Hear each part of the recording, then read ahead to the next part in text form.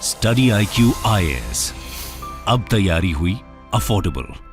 नमस्कार दोस्तों आरबीआई के द्वारा जो मॉनेटरी पॉलिसी कमेटी होती है उनके द्वारा एक बहुत बड़ा डिसीजन लिया गया है और देश के अंदर जो रेपो रेट है उसको 6.25% कर दिया गया। आप सोच के देखिए 6.25% का मतलब हुआ 2018 के बाद से सबसे ज्यादा रेपो रेट आपको देखने को मिलेगा। इसका मतलब यह हुआ कि जो भी आपके लोन हैं, जितनी भी चीजें हैं वो महंगी हो जाएंगी। कहने का मतलब है कि देश के अंदर इसका डायरेक्ट असर ग्रोथ रेट के ऊपर देखने को मिलेगा, क्योंकि क्या होता है कि जितना ज्यादा ब्याज दर महंगा होता है लोग कम बोरो करते हैं। जब लोग कम बोरो करते हैं तो इन्वेस्टमेंट कम होता है, एक्सपेंडिचर कम होता है और जिसका डायरेक्ट इंपैक्ट ग्रोथ के ऊपर आता है। यहां पर आप देख सकते हो जो मॉनेटरी पॉलिसी कमेटी था उसने डिसाइड किया है कि ये जो रेपो रेट है उसको हम 6.25 पर करेंगे, मतलब 35 बेसिस पॉइंट और ज्यादा बढ़ा दिया गया है। तो इसको डिटेल से देखेंगे और यहां पर जो जीडीपी ग्रोथ रेट है उसको भी कम कर दिया गया है। तो चलिए इसको डिटेल से समझते हैं, लेकिन उसके पहले ध्यान रखिएगा दोस्तों,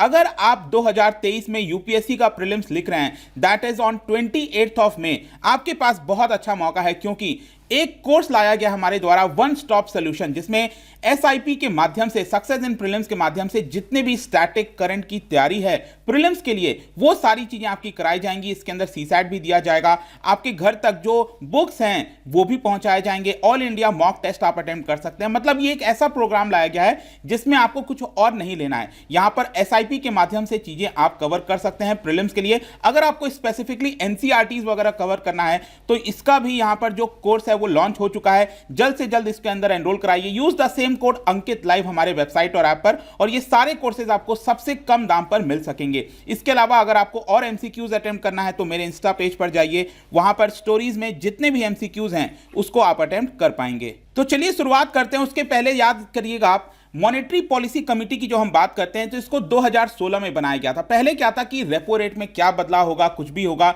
वो सब कुछ आरबीआई के द्वारा अकेले लिया जाता था गवर्नमेंट के कंसल्टेशन में। लेकिन यहां पर एक इंस्टीट्यूट क्रिएट किया गया 2016 में और इसके अंदर टोटल 6 मेंबर्स को रखा गया। 3 आरबीआई की तरफ से होंगे जिसमें आरबीआई गवर्नर भी हैं और 3 गवर्नमेंट के द्वारा नॉमिनेट किए जाएंगे। ये 6 लोग मिलकर डिसाइड करेंगे कि देश के अंदर रेपो रेट कितना होगा, क्योंकि रेपो रेट पॉलिसी रेट होता है।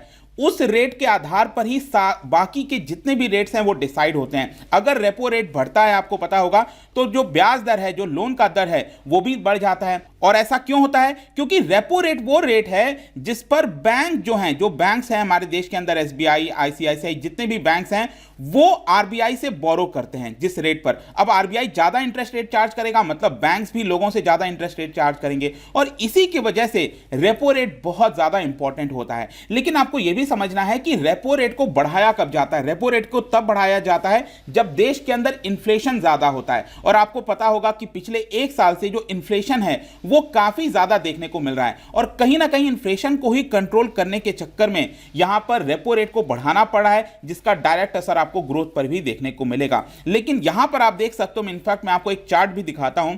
ये अगर आप ध्यान से देखेंगे तो 2018 के बाद से, ये 2018 का जो समय चल रहा था, उस समय जो ब्याज दर था, जो रेपो रेट था, उसके मुकाबले आप देख सकते हो अब यहां पर सबसे ज्यादा आपको देखने को मिलेगा।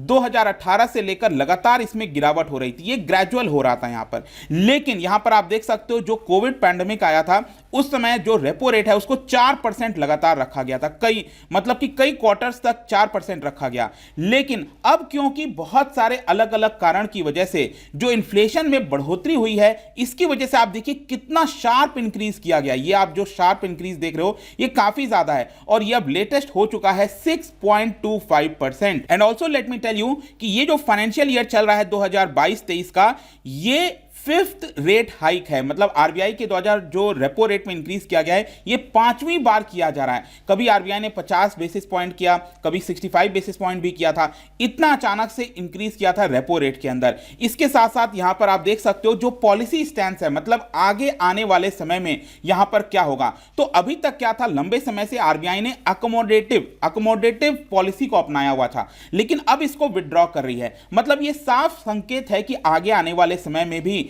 जो रेपो रेट है वो भी बढ़ता हुआ आपको देखने को मिलेगा। मतलब 6.25% से हो सकता है ये अगले वाले उसमें 6.5% हो जाए, फिर 6.75% हो जाए, लेकिन डेफिनेट सी बात है ये आपको बढ़ता ही हुआ देखने को मिलेगा। लेकिन इसके साथ साथ मैंने आपको बताया कि और भी कई सारे रेट्स निर्धारित होते हैं, जैसे कि marginal standing facility, bank rate हो गया। बेसिकली ये क्या है ना, जैसे क्या होता है कि रेपो रेट के माध्यम से भी बैंक मतलब कि लोन ले सकते हैं आरबीआई से, लेकिन उस केस में यहां पर उनको जो अपना गवर्नमेंट सिक्योरिटीज वगैरह है वो जमा करना पड़ता है। अब क्या है कि इसके माध्यम से मार्जिनल स्टैंडिंग फैसिलिटी के माध्यम से भी बैंक बोरो कर सकते हैं आरबीआई से, तो लेकिन उस पे उनको ज्यादा इंटरेस्ट रेट पे करना पड़ता है। अक्सर देखने को मिला है कि यहां पर दोनों में 25 बेसिस पॉइंट का अंतर होता है। तो क्योंकि यहां पर रेपो रेट 6.25% हो गया, इसकी वजह से जो मार्जिनल स्टैंडिंग फैसिलिटी है वो भी आपका 6.5% हो गया। मतलब इसके माध्यम से अगर बैंक बोरो करेंगे तो उनको और ज्यादा इंटरेस्ट पे करना पड़ेगा। अब यहां पर सवाल है कि ये सारी चीजें क्यों हो रही हैं। इसका मेन कारण है इन्फ्लेशन। इन्फ्लेशन आप देखिए ये अभी भी 6.7%, इनफैक्ट मैं आपको बताऊं तो ये 10वां महीना है, मतलब 10th स्ट्रेट मंथ में जो इन्फ्लेशन है वो 6% के ऊपर है। अब याद कीजिएगा जो मॉनेटरी पॉलिसी कमेटी है, ये जो कमेटी बनाई गई थी, इनका सबसे मेन मैंडेट ही यही था कि जो इन्फ्लेशन है वो 2% से 6% के बीच में होनी चाहिए।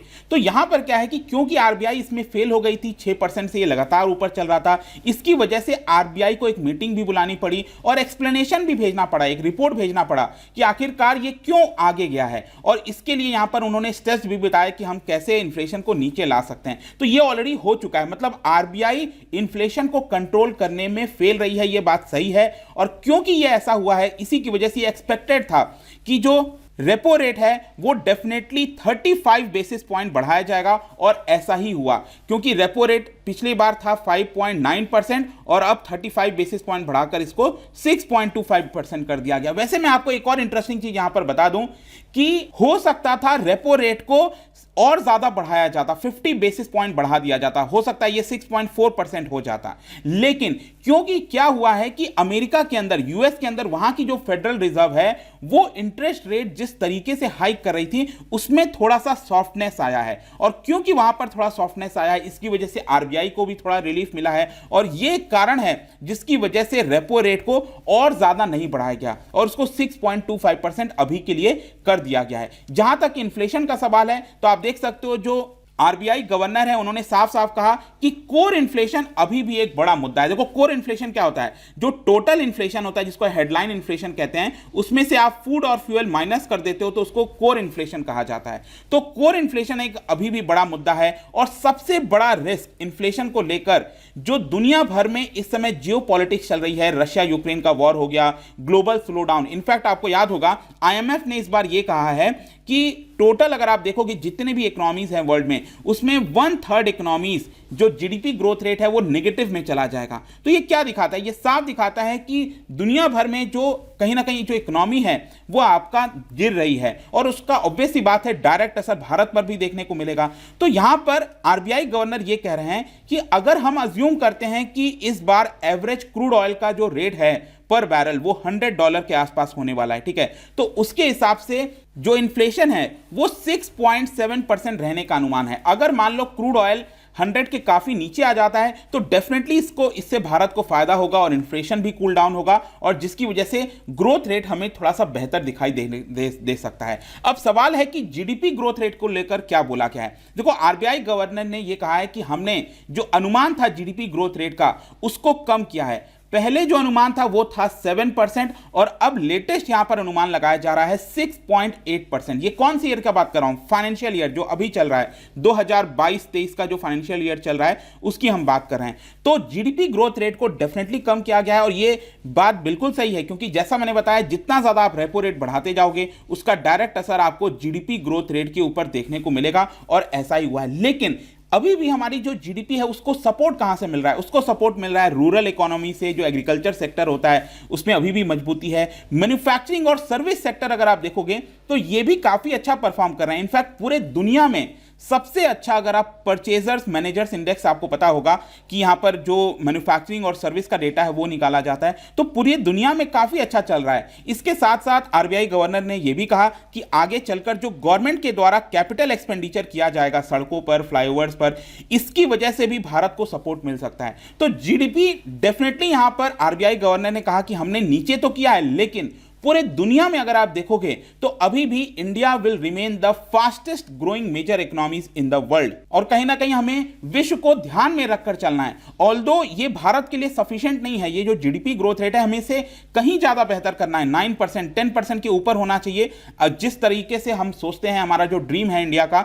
लेकिन क्योंकि दुनिया भर में इकोनॉमी काफी खराब परफॉर्म कर रही हैं, उसके बैकड्रॉप में भारत कहीं ना कहीं ठीक ठाक परफॉर्म कर रहा है, अच्छा नहीं कर रहा है लेकिन ठीक ठाक परफॉर्म कर रहा है। जहां तक रूपी का सवाल है, आपने देखा होगा कि जब से रशिया यूक्रेन का वॉर स्टार्ट हुआ था उसके बाद तो रूपी काफी डिप्रिशिएट हो गया, 73, 74 से ये अब 82 को भी पार कर गया है। लेकिन आरबीआई गवर्नर के द्वारा यह बोला गया है कि अगर आप रियल टर्म में देखोगे तो रूपी पिछले अप्रैल से महीने से लेकर अभी तक 3.2% एप्रिशिएट किया है। क्यों?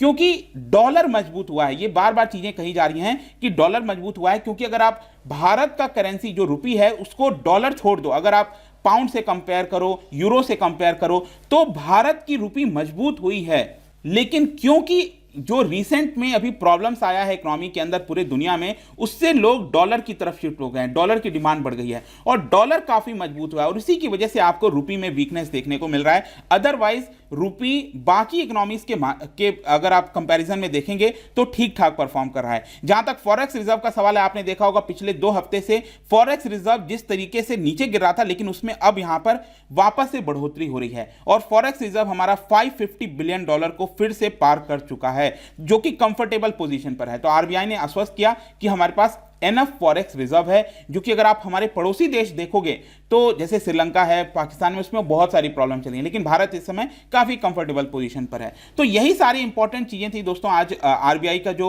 मॉनेटरी पॉलिसी कमेटी का मीट था उसके बारे में जितनी भी कुछ चीजें थी वो मैंने आपको यहां पर बता दिया। जाने से पहले एक इंटरेस्टिंग क्वेश्चन, क्या बता सकते हैं कि भारत का जितना भी पेट्रोलियम प्रोडक्ट्स का कंजम्पशन है उसमें नेचुरल गैस का शेयर कितना है, ये आपको बताना है। इसका राइट आंसर आप सबको पता है, मेरे इंस्टाग्राम पर तो मिलेगा ही, वहां पर अगर आप नहीं हो कोई बात नहीं, टेलीग्राम से भी ले सकते हैं इसका सही उत्तर। मैं कई सारे जो एमसीक्यूज हैं वो यहां पर स्टोरीज में डालता रहता हूं। बाकी अगर आपको पीडीएफ चाहिए तो टेलीग्राम पर आइए, अलग अलग सोशल मीडिया पर आप जुड़ पाओगे। और जैसा मैंने बताया, यूपीएससी की तैयारी कर रहे हैं, प्रीलिम्स दे रहे हैं अगले साल, definitely go for this course, because ये वन स्टॉप सोल्यूशन है। जितनी भी तैयारी है प्रीलिम्स के, स्पेसिफिकली रिवीजन से लेकर सब कुछ, वो आपको इस कोर्स में कराया जाएगा। 19 दिसंबर से स्टार्ट हो जाएगा, but it has a limited seats, क्योंकि ये लाइव क्लासेस होते हैं इसके अंदर। So do join this course and I hope कि वीडियो आपको पसंद आया होगा। मिलता हूं आपसे next time, till then thank you very much, see you soon. Study IQ IAS, अब तैयारी हुई अफोर्डेबल।